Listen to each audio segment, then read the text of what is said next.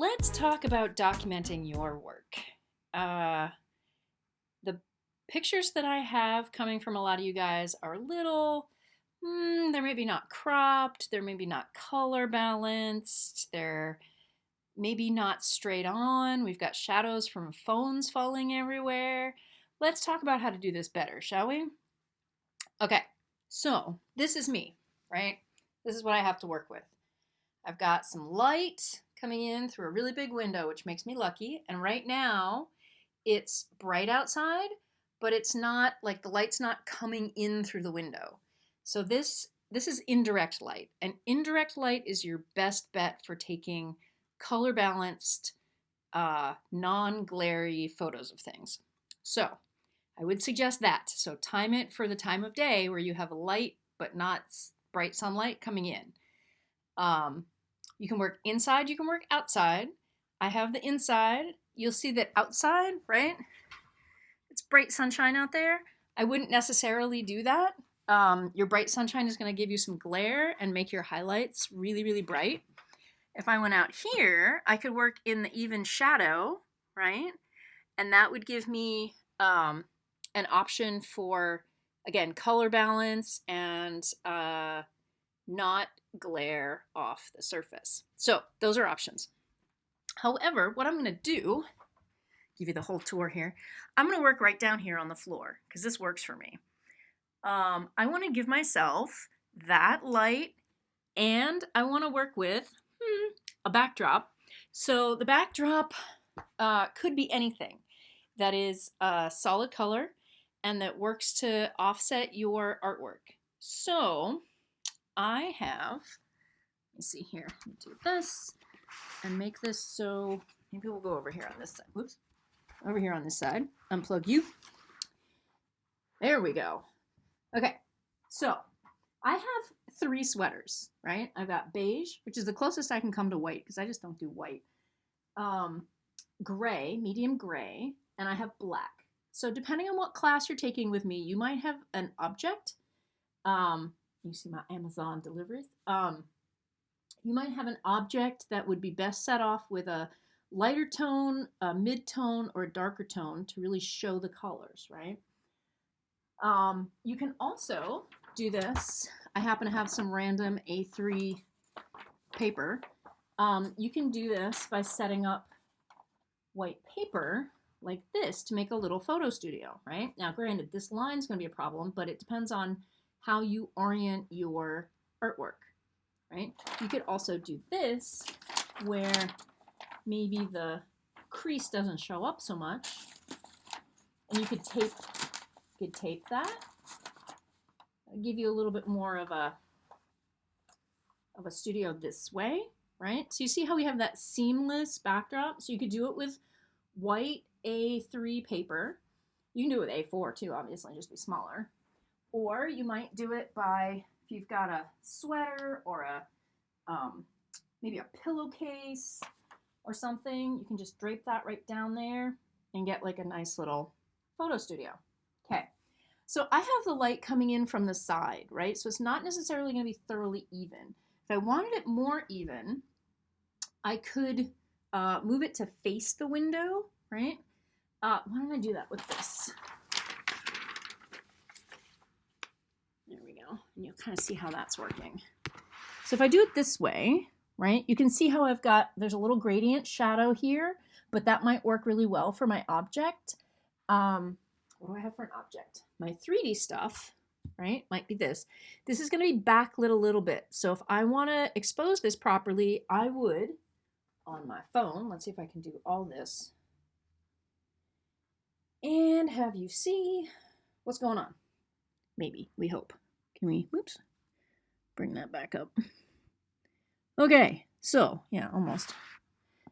So we've got this guy, and if we touch to expose and overexpose, you can see how the background's going to go mostly white. We don't want to go so bright that we lose the detail in the object, but we can change our angle a little bit, and then we can take that picture, and then you can take, right? Because if it's 3D, we're going to get at least 2 or 3 different angles. Just make sure you expose it. Oops, too much. expose it as accurately as you can every time you shoot because it won't hold your settings. So you can see how you can take lots of different pictures. You can lay things down this way. So if you need a shot from the bottom, you can do that. You can move this around. And you'll see too that like this, I could zoom in a little bit, but then it's maybe not fitting quite the way I want it to. So I might have to crop the photo afterwards. Right? So don't forget that you can do photo editing on your pictures before you post them to your blog, right? So that's a 3D piece. Let's say I wanted to work with, here's my watercolor trees painting. Let's say I wanted to photograph that. Now, because the light is coming in this way and not from above, because I don't have any overhead lighting on, I can do this and hold my phone directly over my painting and take the picture straight without a shadow. If you have overhead lighting, you may be better off putting this up vertically, right, and shooting it this way. But you have to make sure that you line your camera up and zoom in as best you can, and then crop it afterwards, right? So like, boop, and then maybe hit the highlights and see if maybe you need to overexpose, maybe you need to underexpose to get that right. And then afterwards, when you bring up your photo, right? Oops, there we go. Actually, I can do it this way. You have photo editing options, right? This is just Google Photos. And you can go in and just really quickly crop this down. Boop, boop, boop. Get rid of the border stuff you don't need. Rid of that black edge. Look at that. That looks pretty good.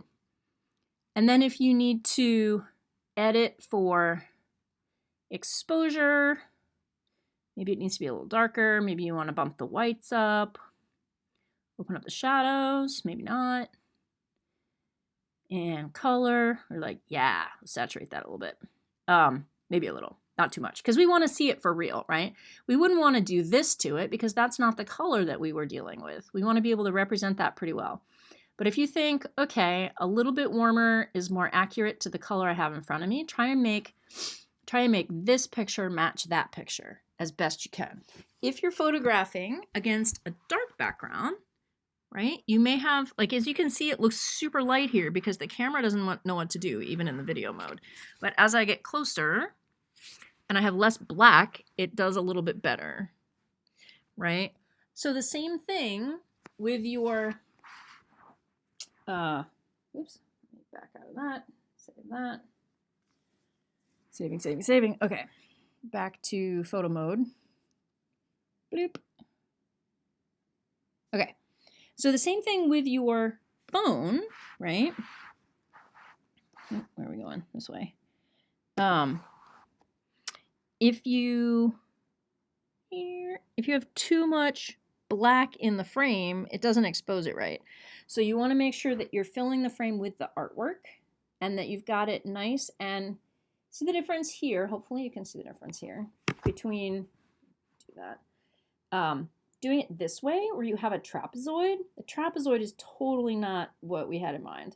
You've got to actually tilt your phone and hold your phone so that it's parallel to the plane of the artwork when it's flat artwork. So you see how the edges, right, match the sides of the camera? Oops, not video, thank you very much. So they're straight, right? So they're not like a diagonal. You want to hold it so that it's nice and straight on the sides and straight at the top and the bottom. So that will give you a better picture. And then you do the same thing. You crop it and color balance it and make it look like what it's supposed to look like. The other thing that I would say is that you want to be able to go in here and like if you had a particular part that you really liked, you could do close-up shots. Or if you were like, okay, this totally did not work the way I wanted it to, right? And you can even zoom in. If you back up and zoom in, you can actually focus a little better. You'd be like, that, I forgot to erase the pencil lines before I put the paint down. What was I thinking? And then I went back in thinking I could like separate the branches and the trees. I'm like, yeah, no, that didn't work at all. So feel free to do that kind of thing as well with the details. So it might be On a sculpture, there might be a joinery detail or who knows, but details are good. So combine that. Same thing here. We looked at photographing this guy against a white background, but look how that color pops against a black background, right? And you can think about, well, do I want that background to be really dark? I can bring that down. If I had a lighter object and I didn't want to see the texture of my sweater, like I can underexpose. There we go. And if you've got this set up, you can really see how the light's coming in from the side, which was better than the way it was lit before, because before it was light from behind, right? You can then also play with, I have the IKEA fabulous standing lamp. Woohoo! All right. You can play with if you need light doing something else. So maybe you have something you want to show different shadows on, or you want to, if you're working with something that's transparent or lets light translucent and lets light go through, you may want to work with light source from different areas. Or even if I just want to fill in the shadow, right? Because the difference between lit from that side and lit here a little bit with some shadow, it might better suit your presentation, right? Because we want to think about this not only in terms of how are you sharing this information with me, but how are we then able to take these photos and print them so we can put them in the hallway so they're there in August when you come back. So back to the phone thing. Now, vertical, make your phone orientation match your object. Now, that color looks wrong, right? Because this lamp is really yellow, but I can photograph it. Let me underexpose a little bit. Boop. And then when I bring it back up, lighting. When I bring it back up, then I can go into the color adjustments and take the warmth down so I get the blue back so you don't have that yellow anymore. That can be really useful. And then again, oversaturate or no, depending on how accurate. But again, you want this to match that color. So even that's a little too blue. That's a little better. A little better. And then maybe it's a little greener. Ooh, that's better. Okay. So this color matches that thing now with me looking at it together. Then that's what I want to work with. And between that and cropping, right? Because we don't need all this extra space at all. Bloop, bloop. Just like that. That's what we're going for. Okay, done. And save. Thank you very much. So this is the process that I want y'all to go through when you are documenting your artwork for class. Oops, backlighting. Yeah, hopefully that makes sense. And it really doesn't take anything fancy to have like a little mini photo studio. You can do it with a couple pieces of A3. You can do it with a sweater leaned up against the couch. Pick your color of sweater, pillowcase, something without too much texture. Because like if you picked a white towel, the fuzzy towel bits are kind of distracting because the light catches on all the like fluffy. So something smooth, not too reflective. Yeah, those are my suggestions, and hopefully that'll help you guys present your work a little bit better. And it's for final work. Like if you're just working, just shoot your work in progress. Try to not have shadows from your phone like right over it, and try to line it up so I can see what you're doing. And definitely do detail shots, because detail shots for work in progress, super helpful. But other than that, this is what we need for final presentation of work. Load the full-size photo into your blog or into your shared folder, depending on how you're sending me work. And that way I'll have awesome photos that I can print out A3 and super glossy and hang in the hallway, and they can be ready and waiting for you when you come back in August. Yay. Yeah, so that's all. Thanks. Happy photographing.